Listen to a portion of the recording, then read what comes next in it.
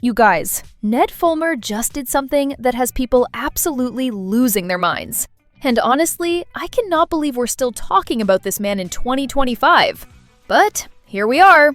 He just posted a video where he's addressing the cheating scandal again. But this time, he's bringing receipts that nobody asked for. And the internet is tearing him apart.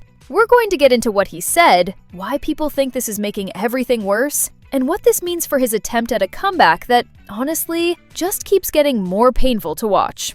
So, Ned posted a new video on his channel called The Ned Fulmer Show, and the title alone made people do a double take. It's called My Side of the Story, What Really Happened. And I mean, Ned, buddy, we already know what happened. You cheated on your wife with an employee at your company. The Try Guys kicked you out. The internet canceled you.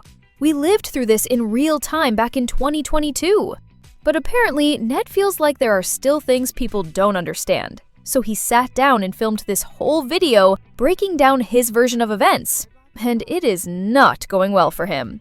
In the video, Ned talks about how he's been in therapy for over 2 years now. Which, good for him, genuinely. But then he starts getting into specifics about the affair that I think he thought would make him look better, but it's actually making people more uncomfortable.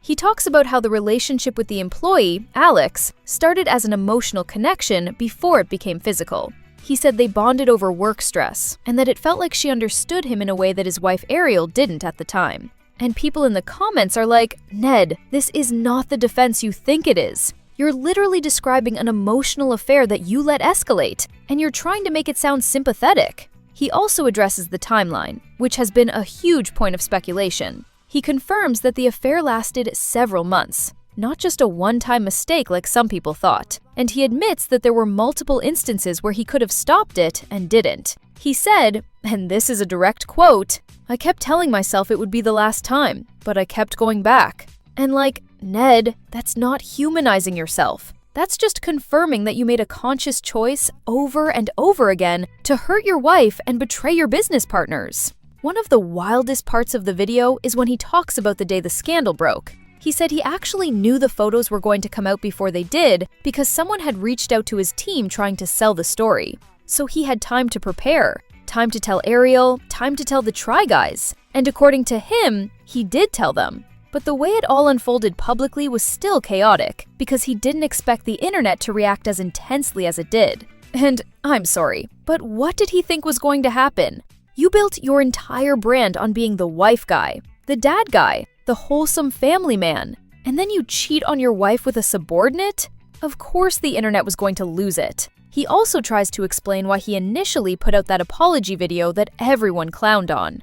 You know, the one where he's sitting in his car looking miserable and he says he's sorry for his actions? People dragged that video because it felt performative and because he didn't really take full accountability. In this new video, Ned says he was basically in crisis mode, and his PR team told him he needed to say something fast. So he filmed that video without really thinking it through.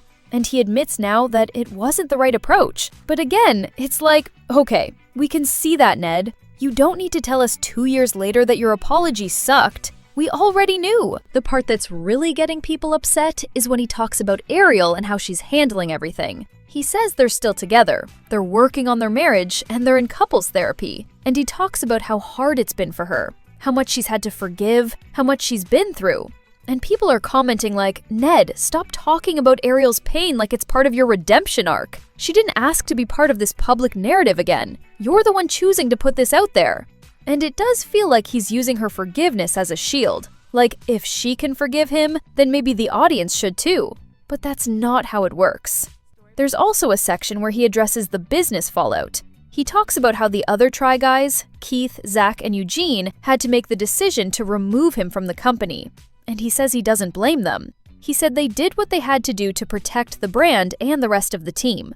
But then he kind of undermines that by saying he wishes things could have been handled privately instead of so publicly. And it's like, Ned, you were a public figure running a public-facing company. There was no version of this that was going to stay private. The second those photos came out, it was over.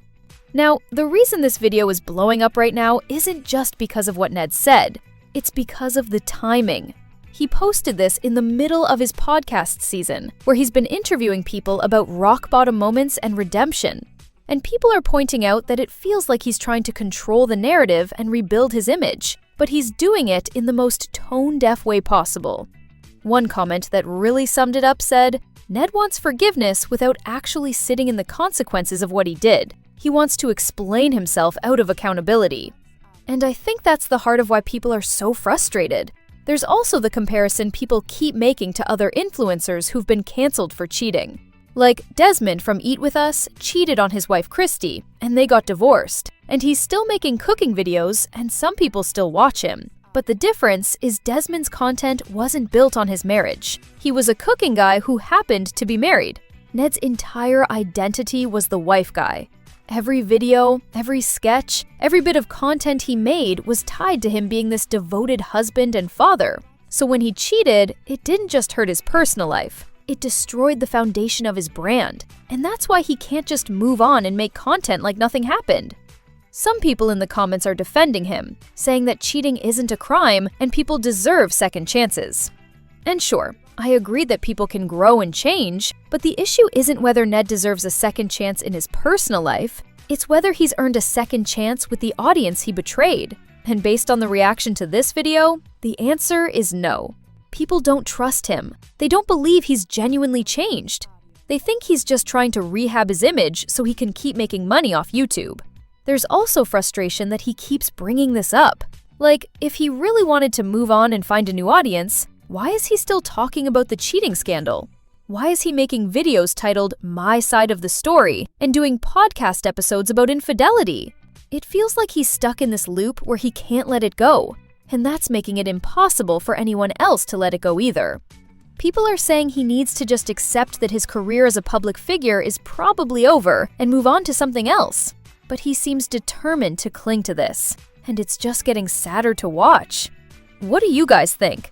Do you think Ned is genuinely trying to grow from this? Or is this just another attempt to manipulate public opinion? Do you think there's any path forward for him? Or is he done? Let me know your thoughts in the comments. And if you want to stay updated on this mess, make sure you're subscribed because I'll be covering whatever happens next. I love you guys so much, and I'll talk to you in the next video. Bye guys!